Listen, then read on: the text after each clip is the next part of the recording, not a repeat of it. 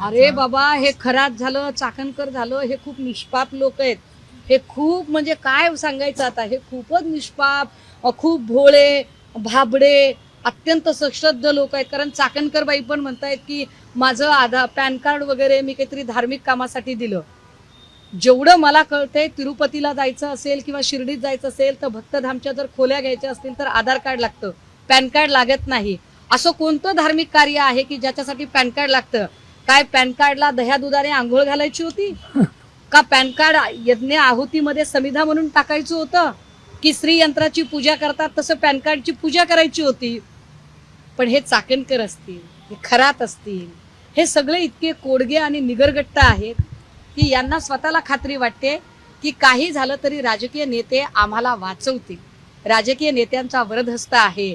नुसतीच कस्टडी पे कस्टडी, हे जे सगळं नाट्य चाललेलं आहे हे मोठं मनोरंजक आहे. प्रतिभा चाकणकर यांची ईडीमध्ये चौकशी झालेली आहे तसं. अहो, प्रतिभा चाकणकरांची चौकशी करताय, पण मला काय म्हणायचंय, चाकणकरांकडे कदाचित प्रतिभा चाकणकरांकडे त्या सागरातली एक बादली असेल. अख्खा सागर ज्या रुपाली चाकणकरांकडे आहे त्यांचं काय? त्यामुळे प्रतिभा चाकणकरांची चौकशी करायची आणि प्रतिभा चाकणकरांनी स्वतःची सोडवणूक करण्या इतका वेळ रुपाली चाकणकरांना द्यायचा, हे जे नियोजन आहे ते फारच सूत्रबद्ध वाटते. कमाल आहे त्याची.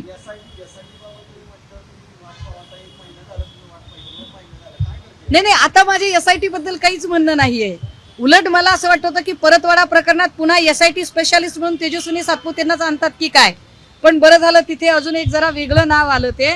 परंतु आता SIT वर आपण काही फार विश्वास ठेवावा अशी अजिबातच परिस्थिती राहिलेली नाही.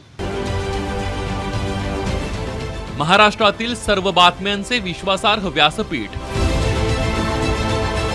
सकाळच्या सर्व सोशल मीडिया प्लॅटफॉर्मला लाईक, फॉलो आणि सबस्क्राईब करा. तसंच सर्व नोटिफिकेशनसाठी बेल आयकॉन प्रेस करायला विसरू नका.